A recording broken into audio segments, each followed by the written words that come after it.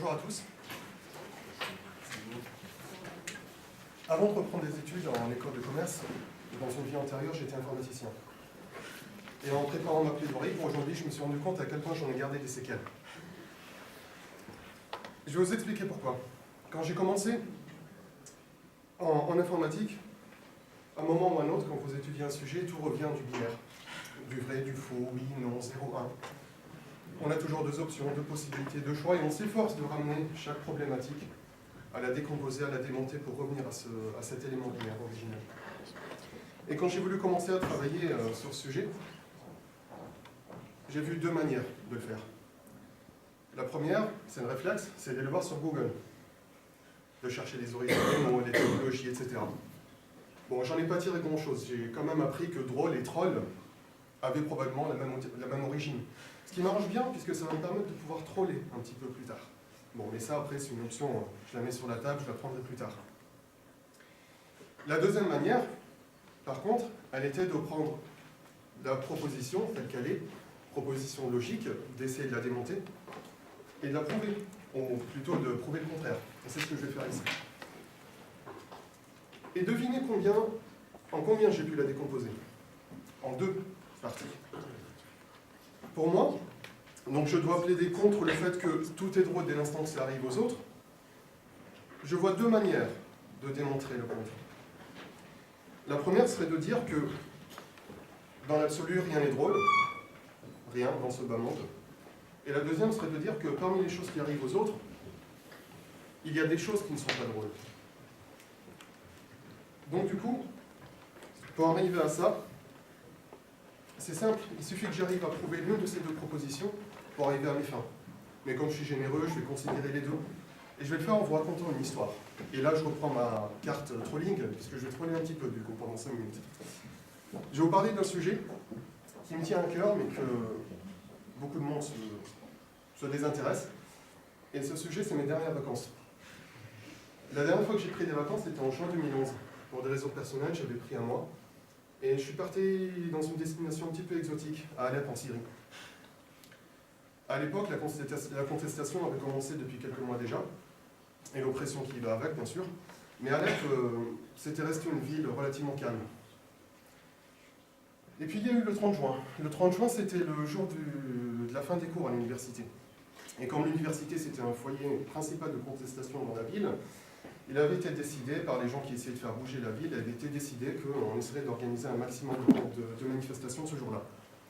Donc toute la journée, il y a eu des tentatives un petit peu partout dans la ville, la plupart n'ont pas eu de succès.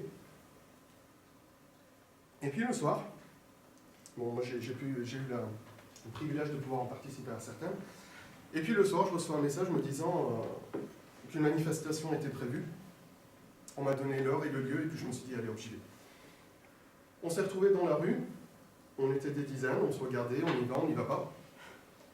Il y avait quelques flics qui essayaient de nous disperser gentiment, un coup de matraque ou un coup d'insulte. Mais bon, c'était relativement gentil pour nous. Et puis finalement, on y allait. Et la centaine qu'on était, on a formé un cortège qui était le plus grand qu'avait connu la ville jusqu'à ce moment-là, jusqu'à cette période de contestation. Et la manif en tout, elle va durer environ 1 heure, ce qui était aussi un record absolument faramineux pour l'époque. Et c'est là que donc les deux exemples que je veux prendre pour faire ma démonstration, c'est là que je vais les prendre.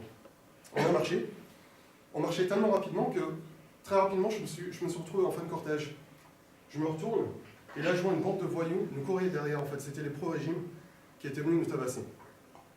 Bon, j'ai eu peur. C'est pas glorieux, mais j'ai eu peur. C'était assez terrifiant. Donc je me suis rangé de côté avec les commerçants qui avaient fermé boutique et qui nous regardaient passer, qui attendaient juste que ça passe, en priant qu'il n'y ait pas trop de dégâts pour leur magasin. Je me suis rangé sur le côté, et là je vois un gars qui déboule dans la rue. Il était en tongs, par contre il avait une barre de fer à la main. Bon, ses intentions étaient claires. Et là d'un coup il se casse la gueule. Bon, je dois vous avouer que c'était drôle. En tout cas pour moi, j'ai trouvé ça drôle, et effectivement j'en ai rigolé. Malgré le fait que j'avais vraiment honte de m'être tiré de la manif comme ça. Et donc du coup, là, c'est un élément par rapport à mon premier élément de démonstration, puisque j'ai dit que pour contredire la proposition, il faudrait que j'arrive à prouver que rien dans le monde n'est drôle. Bon, du coup, je me plante, parce que c'était drôle. Donc cette première proposition, ça ne marche pas, il faut que j'en trouve une autre. Je vais poursuivre mon histoire et là je vais vous montrer l'exemple qu'il faut. Je connaissais bien le quartier, j'ai vécu des années. Je connaissais bien le quartier et malgré le fait que j'ai quitté la manif, j'ai prévu d'y retourner en prenant des ruelles adjacentes. Bon, au final, j'ai pas réussi. Et puis le lendemain matin, j'ai croisé un ami qui, lui, par contre, était resté dans la manif. Et il m'a raconté comment ça s'était terminé. Les miliciens du régime avaient fini par charger. Il y avait une petite barre de fer, couteau, machette, etc. Et il y avait un jeune homme d'une vingtaine d'années qui est mort ce jour-là. C'était le premier décès dans la ville ensuite d'une manifestation. Il s'était pris un coup de hachoir dans la tête, un autre dans le dos. Et mon ami était là, il a vu décéder. Ça, par contre, pour moi en tout cas, c'est pas drôle du tout. C'est quelque chose qui arrive à un autre, c'est pas drôle. Et je prends cet élément-là comme preuve de ma deuxième hypothèse, où je disais que pour prouver que tout est drôle tant que ça arrive aux autres, pour prouver que cette proposition est fausse, il faut que je puisse démontrer au moins un exemple de quelque chose qui arrive aux autres qui n'est pas drôle. Je pense avoir fait mes preuves sur ce point-là. Voilà, j'ai fini. Je pense que je suis en avance, si j'en crois. J'ai fini.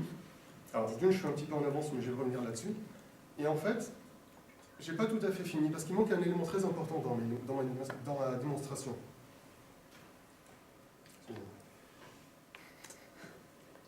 Et cet élément, c'est une référence. C'est les valeurs. Car voyez-vous, je pense qu'il y a deux manières de voir le monde. Encore deux. Il y a une manière très individualiste, égoïste, et il y a une manière plus solidaire. Partant du principe qu'on est tous l'autre de quelqu'un, je préfère penser que je préfère m'intéresser à ce qui arrive aux autres. Je préfère la vision solidaire en fait. Et du coup, c'est ce qui me permet d'affirmer que ce qui est passé à ce jeune homme, pour moi, c'était pas drôle. Si je m'en foutais, à la limite, j'aurais pu trouver ça marrant. Tiens, il y a un gars qui se vautre, qui meurt, ah, c'est drôle. Ben non, en fait, ce n'était pas. Et c'est simplement quand on fait le choix d'être solidaire des autres qu'on peut prendre ce type de position. Donc là, du coup, je pense que j'ai fini. Il me semble qu'il y avait une règle TPDM qui disait qu'il faut qu'on ait un speech entre 7 et 10 minutes. J'ai de l'avance? Encore, oui. Voilà, j'ai de l'avance, c'est très bien. Non, mais c'est très bien parce que ça me permet encore de parler d'un tout dernier sujet, de faire un plaidoyer dans le plaidoyer. Et mon plaidoyer, c'est sur les règles. Devinez combien de types de règles il y a? Deux. Il y a celles auxquelles on choisit d'obéir, et puis il y a les autres. Moi, il se trouve que dans l'histoire du monde, ça a toujours été plus facile de suivre les règles que de les contredire, même quand elles étaient injustes ou injustifiées, ou tout simplement inutiles. Mais perso, j'ai connu assez de discours où les gens parlaient pour ne rien dire, et je vous respecte trop pour vous faire subir ça.